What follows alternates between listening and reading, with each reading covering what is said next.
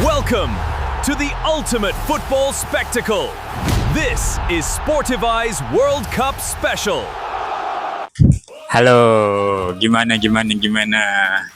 Kalian masih percaya tidak dengan ramalan ekonom Jerman itu yang mengatakan Belanda akan jadi juara di World Cup 2026? Oke, teman-teman, kita baru saja menyaksikan lanjutan World Cup, khususnya di babak 32 besar. Sudah ada 4 laga sejauh ini yang sudah dimainkan, di mana tuan rumah Kanada berhasil mengalahkan Afrika Selatan. Bukan tuan rumah juga sih, ya meskipun Kanada jadi tuan rumah dalam World Cup kali ini, tapi di partai 32 besar ini tuh Kanada bermain di Los Angeles ya, di Amerika Serikat. Jadi meskipun secara jarak mungkin supporter Kanada bisa pada datang tuh ke US, tapi mereka tidak main di kandang sendiri. Tapi Kanada berhasil menang dengan skor 1-0.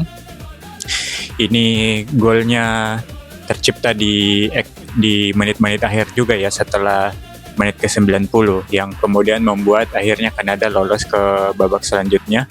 Kemudian di partai kedua yang berlangsung subuh tadi, ada Brazil yang berhasil comeback atas Jepang dengan skor 2-1 dan juga memastikan lolos ke babak 16 besar.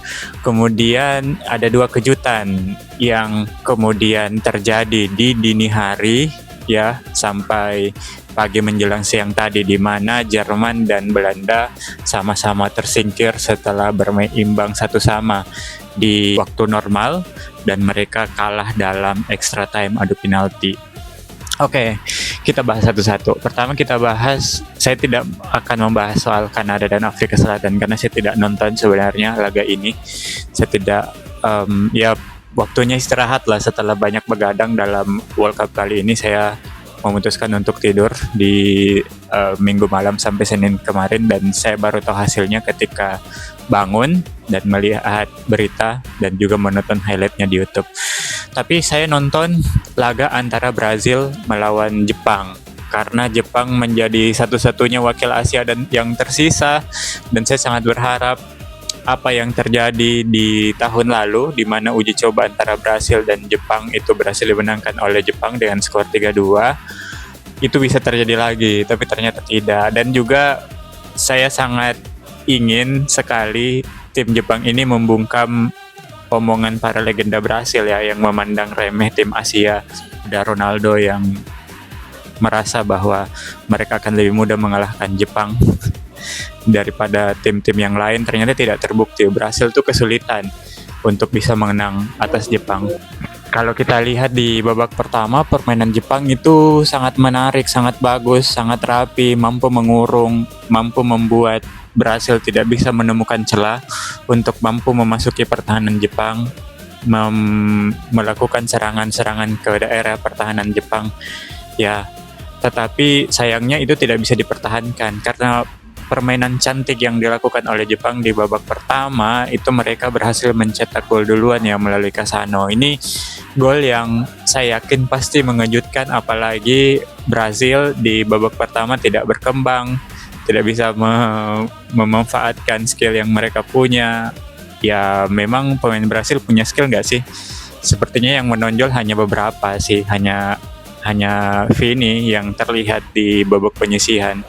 Jadi ya tidak heran ketika melihat permainan Brazil di babak pertama, dan memang juga permainan Jepang cukup rapi. Tetapi sayangnya ya ini yang menjadi kelemahan bagi tim-tim Asia, atau kadang ya banyak juga sih tim yang melakukan ini ketika mereka sudah unggul, itu mereka kebanyakan bermain bertahan, sehingga itu bisa dieksploitasi oleh para pemain Brasil di babak kedua. Faktor pembeda yang membuat Brasil tuh bisa bangkit di babak kedua menurutku juga adalah Carlo Ancelotti sih. Untuk saat ini, meskipun sebelum-sebelumnya saya mengatakan bahwa Ancelotti ini kurang begitu bagus lah, mungkin juga karena sudah tua, meskipun dia punya banyak gelar Liga Champions ketika menahkodai AC Milan dan Real Madrid, tetapi ya kegagalannya selama 2 tahun terakhir membawa trofi ke Real Madrid menurutku sudah tidak relevan lagi nih pelatih ini untuk melatih. Tetapi di pertandingan kali ini ya Ancelotti cukup cerdas. memasukkan dua Miguel His di babak kedua dan mencoba mengubah sistem permainan yang mereka terapkan, membongkar pertahanan Jepang sehingga kemudian mereka bisa mencetak 2 gol melalui Casemiro dan juga Gabriel Martinelli ya di penghujung babak yang kedua. Dan itu yang menurutku untuk kali ini strategi yang dilakukan oleh Carlo Ancelotti itu berjalan dengan baik dan mampu membawa Brasil untuk lolos ke babak 16 besar. Ya, ini juga faktor dari Jepang sih yang menurutku cenderung bermain parkir base, bermain bertahan. Padahal kalau misalnya Jepang tetap menyerang, mencoba melakukan high pressing ke Brasil, menurutku mereka tetap ada peluang untuk bisa bersaing untuk bisa lolos. Tapi ya apa boleh buat, pertandingannya sudah usai dan akhirnya pengalaman, kemudian mental, semangat yang akhirnya kemudian membawa Brasil lolos ke babak 16 besar dan tinggal menunggu lawan nanti kira-kira siapa yang akan dilawan oleh Brasil di babak 16 besar. Kemudian di laga kedua Jerman ketemu Paraguay. Sama, Jerman tertinggal lebih dulu di babak yang pertama dan ya tidak ada yang spesial sih menurutku dari permainan Paraguay. Mereka kebanyakan bermain bertahan. Yang mungkin bagus itu adalah penjaga gawangnya ya, yang melakukan banyak penyelamatan baik ketika waktu normal sampai babak tambahan waktu itu berakhir sampai ke adu penalti. Sebenarnya yang punya banyak peran di sini adalah penjaga gawangnya Uruguay dan soliditas yang dibangun oleh para pemain belakang ya dari Paraguay yang kemudian mereka berhasil bisa meredam permainan Jerman. Nah, sehingga Jerman terlihat sangat-sangat kesulitan untuk membongkar. Dan ini beberapa tim-tim Eropa ini mestinya harus mencari solusi nih untuk mengatasi ketika misalnya tim-tim salah satu tim bermain parkir bus seperti Paraguay ini. Padahal sebenarnya Paraguay ini waktu ketemu Amerika Serikat juga hampir sama permainannya seperti ini, tapi berhasil dieksploitasi. Ya mungkin juga Jerman sudah tidak setangguh Jerman yang dulu kita kenal, di mana mereka punya banyak pemain gelandang kreatif di lini tengah yang pada pertandingan ini tuh sangat-sangat tidak terlihat. Ya jadi Jerman, prestasi terbaik yang diraih oleh Jerman ya ketika menjadi juara dunia di 2014. Setelah itu mereka gagal malah lolos ke fase knockout di 2018 dan 2022. Tahun ini saya sempat optimis bahwa mereka bisa lolos, apalagi di babak penyisihan mereka menjadi salah satu tim yang agresif ketika mengalahkan Uruguay. Kemudian mereka juga mengalahkan Pantai Gading, tetapi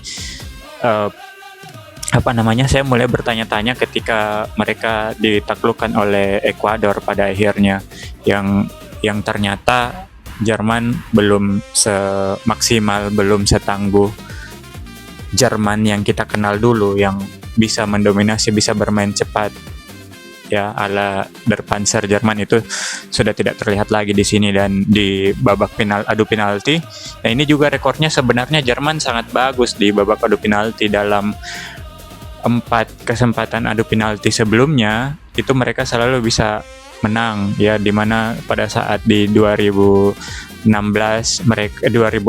mereka mengalahkan Argentina.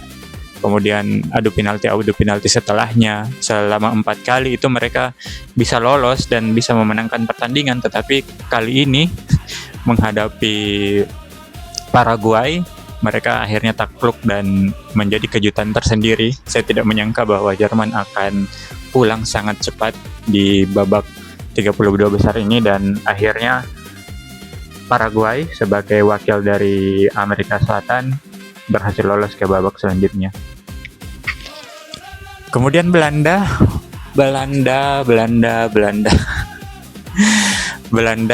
menghadapi Maroko. Ya, sejak awal juga saya menjagokan Belanda. Sebenarnya skuad Belanda tidak begitu saya juga tidak terlalu senang dengan Ronald Koeman.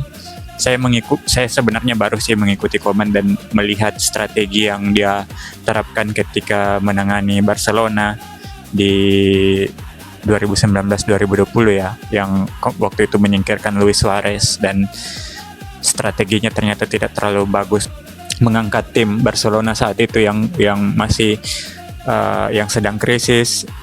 Ya, saya tidak yakin bahwa pelatih ini bisa berbicara banyak. Begitupun ketika menangani timnas Belanda di babak kualifikasi, memang penampilannya cukup baik, tapi ketika memasuki Piala Dunia dengan skuad seperti ini, saya merasa bahwa Belanda mungkin tidak bisa bertahan lebih lama. Makanya pada saat di babak penyisihan mereka menghadapi Jepang, saya lebih mengunggulkan Jepang untuk bisa menang. Tapi ya Belanda mungkin karena pengalaman mereka jauh lebih bagus di turnamen-turnamen seperti ini, mereka bisa berbicara lebih baik dan hasilnya juga luar biasa. Setelah ditahan Jepang 2-2, mereka berhasil menggulung Swedia dengan skor 5-1 dan terakhir mengalahkan Tunisia dengan skor 3-1. Tapi di babak gugur ini, Belanda yang begitu agresif ketika menghadapi Swedia itu tidak terlihat. Ya, para pemain-pemain depannya Belanda itu Jordi Gakpo di babak pertama itu sama sekali tidak bisa berbuat banyak menghadapi ketatnya pertahanan yang dibangun oleh skuad Maroko. Bahkan Maroko sebenarnya lebih banyak memiliki peluang di babak pertama. Tapi ya Maroko, mereka meskipun memiliki banyak peluang, yang menjadi soal bagi mereka itu adalah penyelesaian akhirnya mereka yang sangat-sangat buruk ya. Dan ya meskipun permainannya cepat, justru juga banyak mengarah ke keras ya permainan kedua kesebelasan di babak pertama. Cuman wasit ini sepertinya cukup pelit untuk mengeluarkan kartu kuning, sehingga ya meskipun berjalan tinggi tensi pertandingannya, tidak terlalu banyak kartu kuning yang kemudian keluar dari saku wasit. Gol itu baru tercipta di babak kedua oleh Jordi Gakpo. Ini gol keberuntungan juga ya, karena tiba-tiba bola itu mengarah ke Gakpo setelah scrimmage di sisi kiri kotak penalti, kemudian tiba-tiba mengalir kepada Jordi Gakpo yang berdiri bebas, jadi dia tinggal menendang bola masuk ke dalam gawang karena Yasin Bono juga sudah mati langkah pada saat itu. Nah, sehingga akhirnya Belanda unggul 1-0. Unggul 1-0 ternyata tidak bertahan lama karena Maroko dengan intensitas yang sudah mereka kuasai, sebenarnya pertandingan ini mereka bisa membalas pada akhirnya. Dan akhirnya mereka bisa menyamakan kedudukan. Sampai ke babak adu penalti, ini juga unik sih di babak adu penalti, di mana cukup menegangkan juga, di mana penendang pertama dari Maroko gagal. Penendang pertama Belanda masuk, tetapi penendang-penendang selanjutnya ini parah semua ya. Maroko berhasil akhirnya menyamakan kedudukan. Kemudian yang menjadi bintang adalah kipernya Maroko, Yasin Bono, yang berhasil menangkap menepis beberapa tendangan penalti dari para pemain Belanda, termasuk Van Dijk ya yang gagal mencetak gol, termasuk juga salah satu pemain Belanda yang merupakan anak dari Patrick Kluivert itu juga gagal memasukkan gol, hingga akhirnya Ismail Saibari menjadi penentu dari timnas Maroko untuk bisa mencetak gol ke gawang Belanda. Akhirnya Maroko lolos ke babak 16 besar dan mereka akan melawan Kanada nanti. Wah, ini harusnya Maroko bisa mengatasi Kanada sih di babak 16 besar nanti ya.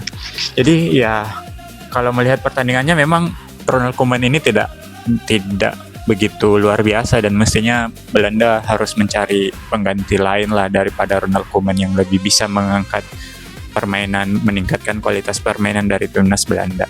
Ya, jadi ini kejutannya dua negara terproduktif di babak penyisihan, yaitu Jerman dan Belanda, yang di babak penyisihan sama-sama mencetak 10 gol. Sebagai tim terproduktif harus tersingkir di babak ini.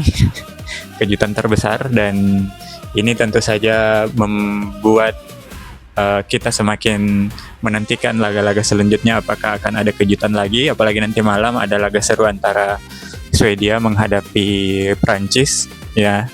Swedia ini perwakilan dari grup F juga bersama Belanda dan Jepang yang sudah tersingkir. Apakah Swedia juga akan tersingkir menemani teman-temannya di grup F ini, atau malah Swedia bisa memberi kejutan kepada timnas Prancis? Nanti kita saksikan saja pertandingannya. Oke teman-teman, demikian dulu untuk review pertandingannya ya. Jadi sekali lagi jangan terlalu percaya pada prediksi dari seorang ekonom, apalagi meskipun mungkin dia hoki di 2018 dan 2022 ya, tapi ternyata keberuntungannya dia memprediksi Piala Dunia itu tidak berhasil. Kecuali kalau Portugal bisa masuk ke babak final, tapi prediksi dia yang mengatakan Belanda akan jadi juara sudah gagal. Oke, ciao. Thanks for watching. Subscribe for more World Cup action. See you next time.